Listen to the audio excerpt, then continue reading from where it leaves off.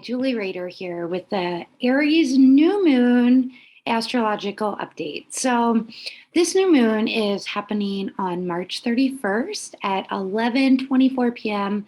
for those of us here on the Pacific Coast. So for most of the world, this is actually happening on April 1st.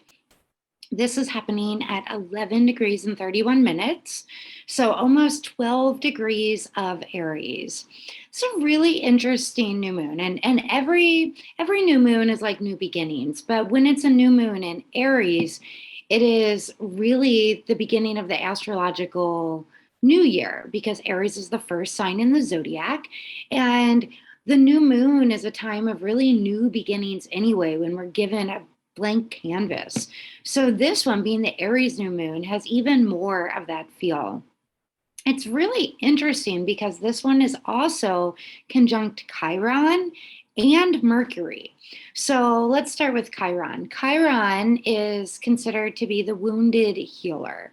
And Chiron, where Chiron is in our chart, in our natal chart, is really shows us how we react to wounds. And Chiron actually spends more time in Aries than any other sign. So more people are born with Chiron in Aries than any other sign. And like, for instance, I'm born with Chiron in Aries.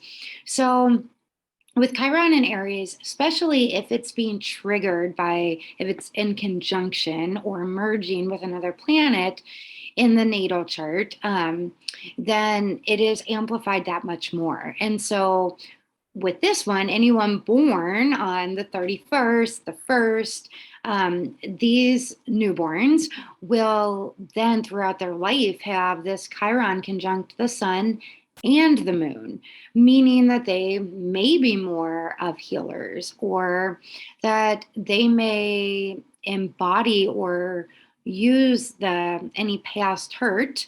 Anyone that has this conjunction, they may embody it. It may propel them forward and how they deal with everything in life. So what this could mean for us, that the moon is our emotional state. The sun is how we shine out. When the moon and sun come together, it's a new moon every year. Every month. So when Chiron is conjunct them as well, we are looking at, okay, so, well, the moon is going to make a conjunction to Chiron every month, but the sun is only going to conjunct Chiron once a year. And it's not so often that the sun and moon together on a new moon conjunct Chiron. So this could be that some of our past wounds are coming to the forefront, or perhaps because there's also this conjunction merging with a Mercury as well, we could also be given some news, hear something, maybe guidance that helps us move forward. Maybe we hear something that is wounding or helps us move beyond our wounds, or a way to deal with them. The Mercury Cazimi, which is Mercury and the sun, Mercury being within 7 minutes of an exact degree to the sun, is happening actually on Saturday at 4:10 p.m. For those of us Pacific time. That's a wonderful time to be in meditation and really be doing some kind of practice where you can hear the guidance. But Mercury is close enough to the sun and moon and Chiron that it is also part of this new moon energy. So it really is about new beginnings. It's new beginnings in how we speak to others. Because Chiron's there, and it's in Aries, all of these are in Aries, it's important that we take a pause. We take a pause before speaking, before we say something that we can't take back, because Chiron in Aries and Mercury in Aries can mean that words just fly out of our mouth before we've had a chance to really think about the repercussions of them. Because Mercury is involved in this new moon, we could receive some clarity, something that we have been contemplating, something we've been foggy about. We could feel like the veil is lifted, like we then are able to see the clear path ahead of us and have the step by step guidance on how to get there. We may not have all the answers yet, that will be revealed in the coming months as we go into eclipse season. But for now, we will start to feel a bit more clarity. Well, if and only if we are doing something that gets us into a meditative state that also allows us to access the subconscious mind, because we also have right now the Venus Neptune conjunction. They're already within 3 degrees of each other at this new moon.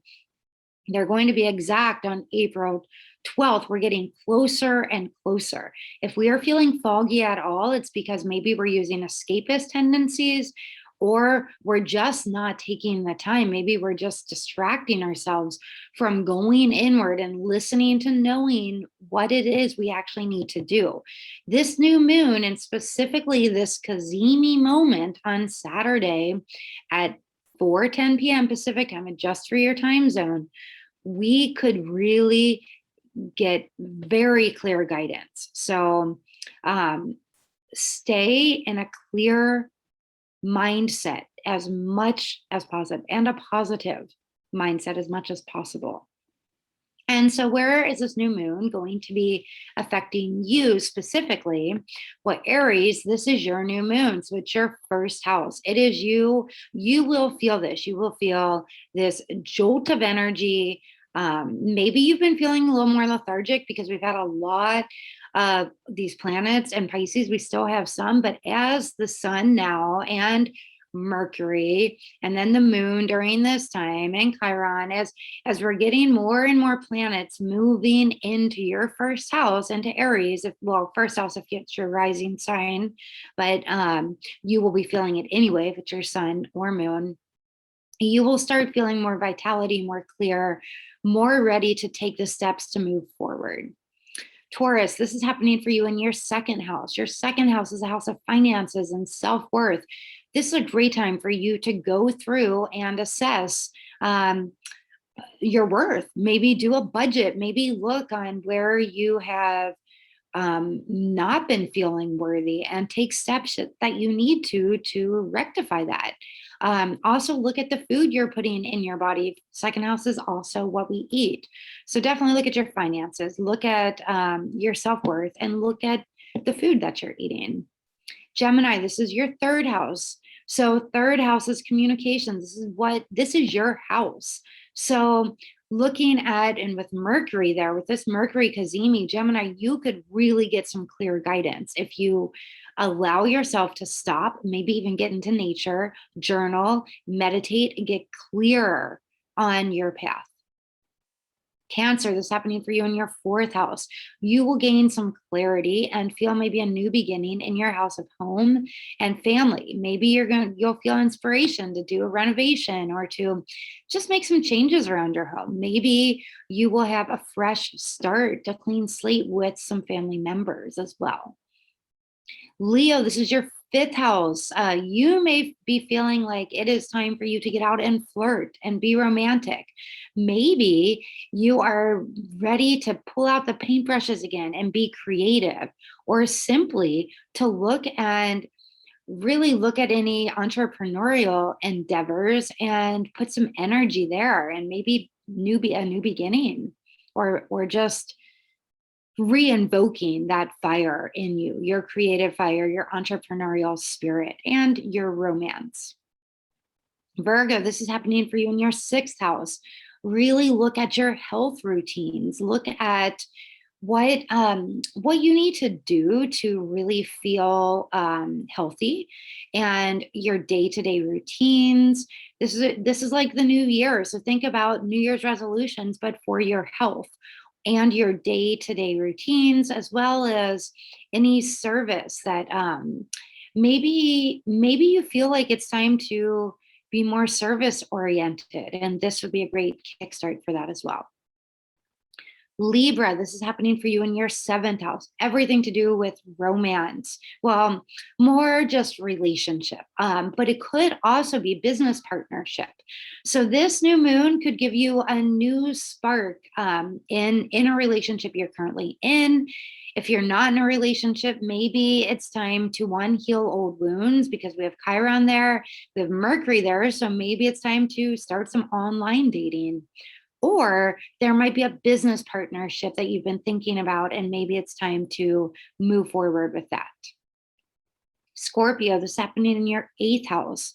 So really looking at, this is a psychological house. It's a house that about digging deep. That's what you do so well anyway. So dig deep, get underneath anything that has been on the surface. Dig deep, get to the root of it so that you can feel into what you do so well, what you need in order to feel a sense of connection to yourself and everyone around you. Sagittarius, this is happening for you in your 9th house. Maybe you're feeling the itch to get out and travel again, or maybe some philosophical opportunities are coming up, or deep studies. So or even spiritual pursuits. This new moon could be really lighting a torch there and getting you to think about these areas. Capricorn, this is happening for you in your 10th house. So Capricorn, this is your house of career. This is where you shine. This Aries new moon could have you launching a new project, or just looking at your career and asking yourself, are you doing what you want to be doing? And if not, what changes can you make? Aquarius, this is in your 11th house. You are looking at all of your friendships. Maybe there have been some changes in your friendships over the past couple of years, and you're looking at, where do you want to renew friendships? Where do you want to maybe process or any relationships that have faded? So, and also looking at your aspirations. It's also the house of goals and aspirations.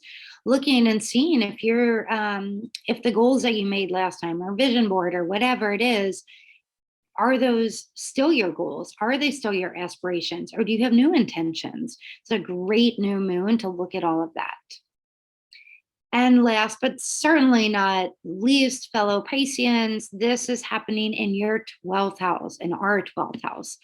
So this new moon, Pisces, you may feel like going inward. You may feel like retreating, because this new moon falls in the dark house, the balsamic house, the house of really retreat and isolation. And Pisces, we thrive in those environments. Get some extra rest this full moon. Keep a dream journal and allow yourself to go inward, to do some kind of spiritual practice, and get really, really clear on what you want, because we are getting really close to that Jupiter-Neptune conjunction, which Jupiter and Neptune are the rulers of Pisces, and we are feeling it already. Pisces, it is so important for all signs, but especially Pisces, to be aware of our vibration, to be aware of what we're thinking, what we're putting out there, because this is a time where miracles can happen if we can actually believe, if we actually do the work. Do a spiritual practice, Pisces. Do not check out, check in, do the spiritual practices, have a clear head, and just watch as things unfold. I hope this was helpful. If it was, please like the video, share it with others, subscribe to the channel, and I'll see you in the next video. Thanks for watching.